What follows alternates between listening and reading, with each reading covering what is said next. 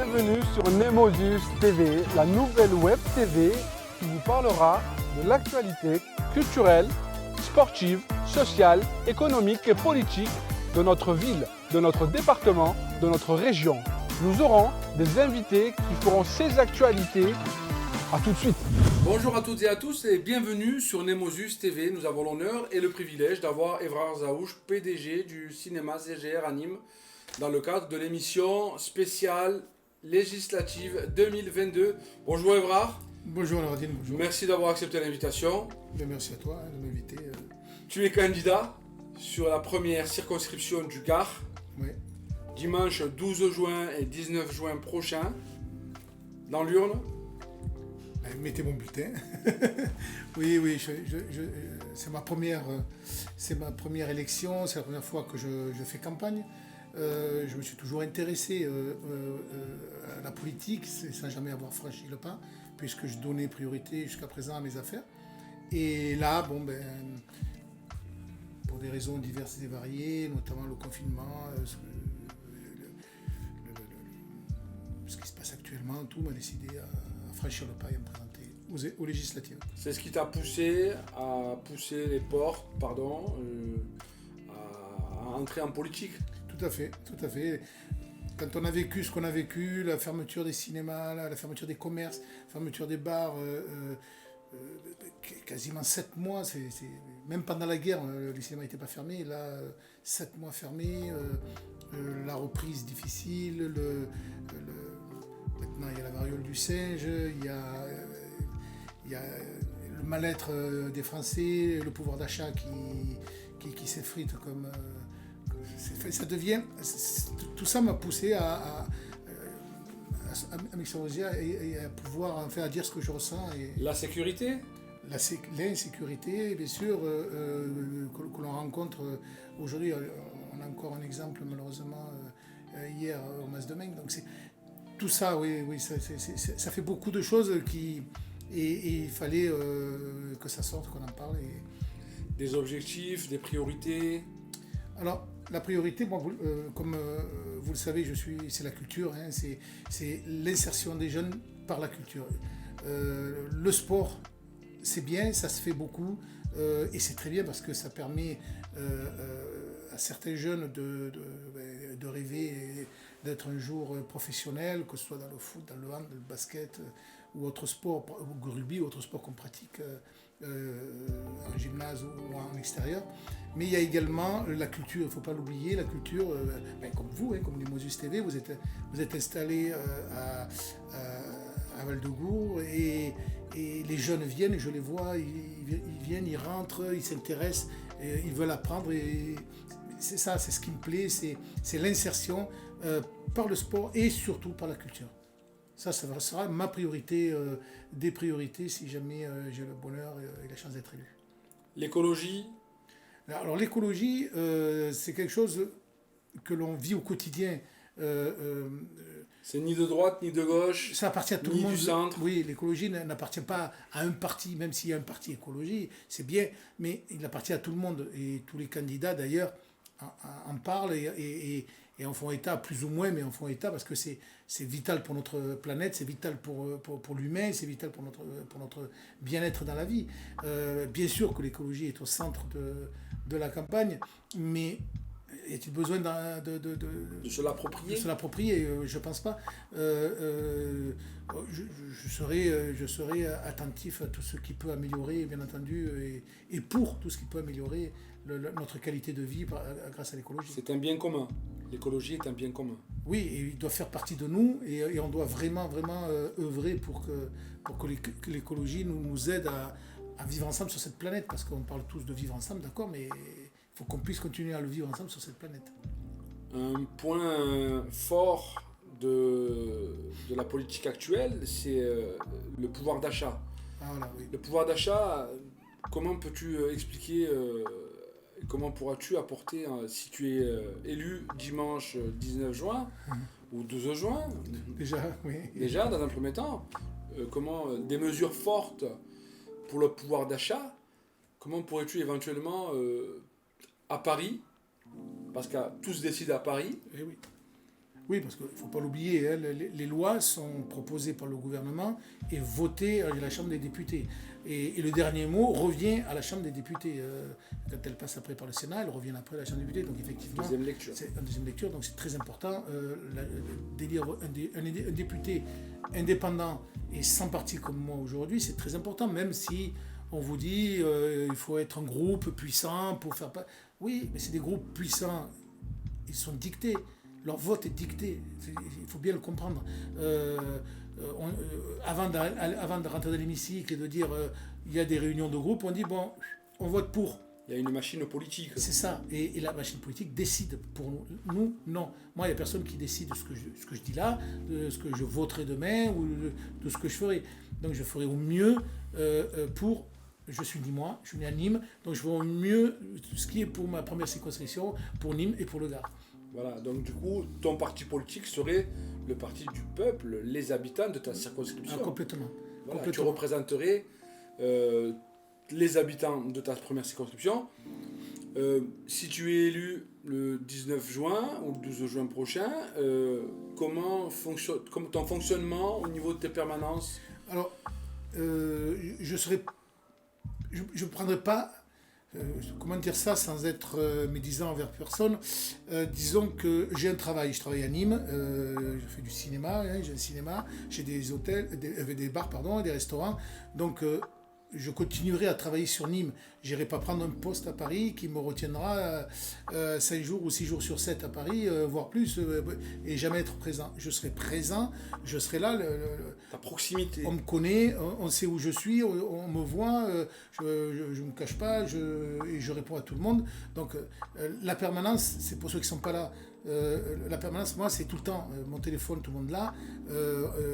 C'est ton téléphone personnel, c'est bien ce que tu... Oui, tout à fait. Voilà. Et c'est mon... Il paraît qu'il faut prendre un numéro. Non, c'est mon numéro personnel. On peut me joindre, je réponds et j'essaye d'aider au maximum ce que je peux aider. Et je continuerai à le faire, d'autant plus si je suis élu. Ça sera évidemment beaucoup plus fort et beaucoup plus intéressant. Oui. Mélenchon pose problème, mais il évoque la problématique de la police au dernier incident. C'est un incident meurtrier qui s'est produit à Paris. Qu'est-ce que tu en penses? Voilà. C'est pas la première fois que Mélenchon fait des sorties comme ça sur la police, et je ne supporte pas ça. Moi, je pense qu'on ne peut pas bafouer la police, on ne peut pas taper dessus la police, c'est pas possible. On a besoin de la police, on a besoin d'autorité, on a besoin on est en sécurité. Bien sûr que quand moi je roule à 150 et que je me fais arrêter, je me dis putain, s'ils sont là, on râle. Mais heureusement quand même qu'ils sont là. C'est un régulateur imaginons social. 2 minutes sans police. Donc de les taper dessus, de les salir, c'est pas possible. C'est pas possible, ça peut pas être audible. Enfin, c'est quelque chose qui... On est bien d'accord. Voilà. Absolument d'accord avec toi. Je vais revenir sur ton programme. La culture, c'est le plus grand lien après le sport. Ça se vaut. Oui, non, disons que le sport c'est beaucoup plus facile. On prend un ballon, que ce soit de basket, de foot, et on joue là. Alors que la culture, il faut certains équipements, il faut savoir le manier, c'est plus fragile. Comment tu vois la culture à Nîmes ou dans ta première circonscription? Tu travaillerais avec les associations qui sont... ça c'est obligatoire. Voilà. C'est obligatoire. De travailler avec les associations, c'est primordial et c'est ce qui devrait être fait, parce que qui de mieux que les associations pour représenter le terrain, pour représenter les habitants du quartier. Les théâtres. Oui, quand on parle de culture, on ne peut pas que cinéma. Je parle le théâtre, je parle tout ce qui est danse, tout ce qui est cinéma, musique. La culture avec un grand C. Voilà. Et il faut savoir aussi que j'aimerais quand même, j'en parle depuis quelque temps, et il y a des autorisations, c'est quand même assez difficile, mais j'aimerais vraiment montrer une école de cinéma voire même plus élargie dans les quartiers. Ouais, ça, c'est quelque chose que j'ai à cœur et que j'essaye de monter, que j'aimerais vraiment monter dans les quartiers. Comme il se fait à Paris avec Les Misérables, le film Les Misérables, Lidji, qui est sorti grâce à ces écoles-là. Tu es la référence culturelle nîmoise, et je dirais même départementale. C'est gentil, mais on est quelques cinémas, mais disons que oui, moi je m'implique beaucoup avec les associations. Et ça fait combien d'années que tu es dans le cinéma? Depuis 87. On peut compter un nombre d'années? 87 à 2022, oui. Ça doit faire 24, non? 25? Un peu plus. Non? Plus? Oui. Ah, plus alors. 35 ans presque. Voilà, je voulais me rajeunir, toi tu me vieillis, tu vois, là j'ai pris encore... C'est important d'avoir des chiffres parce que tu... Voilà. Oui, presque 40 ans, oui, que je suis dans, 40 ans que je suis dans le milieu vraiment plus de presque 40 ans. Que j'ai le cinéma, c'était en 88, le premier c'était le Vox, mais que je suis dans le cinéma, ça fait bien 40 ans. Comment on arrive sur la fin de 2 mois de campagne, 2 mois de campagne intense, c'est vrai. Ouais. Ton ressenti, si tu as un message de fin de campagne pour les habitants de ta circonscription? Alors, ressenti, d'abord j'ai pris plaisir, parce que tout ce qu'on doit faire, je le pensais vraiment, et j'ai essayé c'était mon fil conducteur tout au long de ma vie, tout ce qu'on essaye de faire, il faut le faire avec envie et avec plaisir, parce que si on ne prend pas du plaisir... Et pas en marche arrière. On s'ennuie, ouais, surtout pas en marche arrière, non. Donc tout ce que j'ai fait avec plaisir. Et cette campagne que j'ai découverte, c'est ma première campagne, je le répète encore, j'ai pas choisi la plus simple, la législative. Tout le monde me dit que je suis un fou parce que c'est une élection de parti, c'est une élection qui est gagnée d'avance. Généralement, c'est l'engouement du président de la République qui fait que ceux qui sont étiquettes du président passent. Mais on est là pour casser les codes, on est là pour expliquer et pour essayer de se battre. En même temps, si tu es député, tu n'as pas besoin d'indemnité. Tu sais pas, voilà, toi, t'es chef d'entreprise, ben oui, c'est pas alimentaire, tu ne seras pas un apparatchik de la politique, tu ne cumules pas de mandat. Non. Donc tu es totalement dans le seul mandat que j'ai, la légitimité. Mandat que j'ai, je suis élu à la CCI et c'est bénévole. Donc ça prend du temps et je le fais bénévolement. Donc disons que je ne vis pas de politique, hein. Ça fait cliché de dire ça, puisqu'il y en a beaucoup qui le disent, mais je ne vis pas, c'est un fait, je ne vis pas de politique, et je continuerai à travailler, je ne m'arrêterai pas pour que la politique me fasse vivre. Tu ne vis pas de politique, tu n'es pas encarté politiquement, tu n'as pas d'appareillage politique derrière sur cette campagne, tu as le peuple normalement derrière toi. J'espère, en tout cas, je fais tout pour.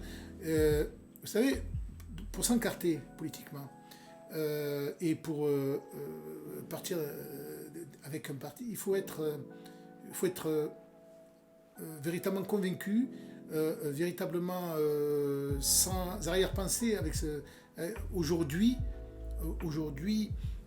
j'ai pas trouvé le parti qui me convienne parfaitement. Alors j'attends avec impatience le coup de balai qui est en train de se passer, parce que politiquement, je ne sais pas si vous le ressentez tous, mais on est en train de vivre une espèce de... On est dans un virage, les partis traditionnels n'existent plus, enfin, pour l'instant, hein, on en a enterré beaucoup de partis, ils sont revenus de leur cendre, mais le PS n'existe plus, le LR il est mal en point, le PC... donc aujourd'hui ils sont tous unis, hein, derrière Mélenchon, qu'ils appellent ça les NUPS. Les NUPS. Même moi, ce que j'en pense, je devine ta question, donc je vais y répondre. je pense que c'est un mariage contre nature. Franchement, on peut pas toute une campagne présidentielle taper sur un mec en disant ce qu'il dit c'est pas faisable, ce qu'il dit c'est de n'importe quoi, ce qu'il dit c'est fait. Et après, pour les législatives, parce que ça nous intéresse de dire ah ben finalement il est bien ce mec et on va s'unir pour partir ensemble sur les législatives. Donc ça me gêne un peu, parce qu'il y a deux choses qui me gênent. Donc cette partie-là, de se mettre, de dire on va faire un gros ralliement de la gauche, sur le fond c'est bien, mais c'est pas un ralliement de la gauche, c'est derrière Mélenchon, c'est pas pareil, c'est pas du tout pareil. Et ça, je trouve que ça me gêne un peu. Et la deuxième chose qui me gêne, c'est toujours ce grand ralliement de la gauche. Ok, alors c'est quoi l'extrême gauche? Parce que là, si demain on veut monter un grand parti de la droite, comme ils ont fait un grand parti de la gauche, on peut faire un grand parti de la droite. On va te dire, ah non, non, non, il ne faut pas les extrêmes, il ne faut pas Marine Le Pen, ou localement, il ne faut pas le RN. Ok, d'accord. Mais à gauche, alors, c'est qui? C'est qui l'extrême? Tu vois, j'ai du mal. Alors, je pose des questions je relaye les questions comme beaucoup de que Français, sur le terrain, beaucoup de nos concitoyens se posent et vont se poser mais pourquoi, dimanche prochain. Alors pourquoi à droite, on ne peut pas dire on met une grande union de la droite avec le RN, puisque eux le font avec la gauche. Bon, je n'ai pas pu répondre à cette question parce que je ne suis pas dans les partis, mais j'ai le micro, je lance un appel, comme explique. C'est quoi aujourd'hui l'extrême gauche? Je ne le sais pas, je ne peux pas répondre. Je pensais que c'était LFI, mais si c'est LFI, donc ça veut dire que tous les partis traditionnels se sont mis derrière l'extrême gauche. Non. Effectivement, on pourrait éventuellement le voir comme ça. Oui. Voilà, c'est des choses comme ça. C'est pour ça que je dis qu'on est en train de vivre un grand changement. Alors peut-être que c'est une bonne chose, hein, je ne suis pas en train de critiquer. C'est des questions qu'on m'a posées et que je n'ai pas pu donner de réponse. C'est soluble. Oui, mais essaye de poser cette question, tu verras que c'est compliqué à répondre. Je ne me l'étais jamais passé, moi, poser cette question. On me dit, il y a un grand rassemblement de la gauche, je trouve ça bien. À la base, je trouve ça bien. Après, contre nature, certes, mais bien, sur l'idéologie. Mais après, en réfléchissant, on me dit, mais alors pourquoi pas le faire à droite? Mais c'est vrai. C'est vrai, pourquoi? Donc, et pourquoi dire systématiquement, ah, attention, eux, il faut les enlever. Et pas le dire à droite, à gauche. Je comprends pas. Enfin bon, c'est pas grave. T'as un fin de message pour ta campagne. Oui, je ne suis pas dans un parti, donc je ne me pose pas toutes ces questions, je me les pose là parce que c'est ce qui remonte sur le terrain, c'est une incompréhension des votants. Les électeurs de dimanche. Ben oui, parce que je comprends l'embarras sur notre, pour finir avec ça, hein, sur notre circonscription, c'est un LFI parce que chaque circonscription, c'est un partage en fait. Et je comprends l'embarras de celui qui a l'habitude de voter PC ou qui a l'habitude de voter PS ou Vert, qui se retrouve à dire est-ce que je vais voter pour un LFI, voilà. Et on me pose la question à moi, certes, juste à moi. Donc voilà.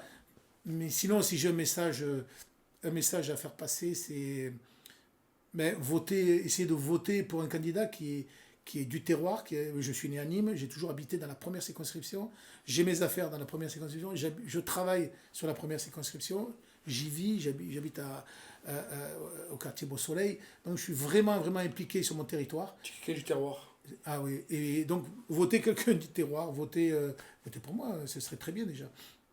Evra, merci beaucoup. L'émission touche à sa fin, et je te remercie encore une fois, et bon courage pour dimanche. Merci. Au revoir. Au revoir.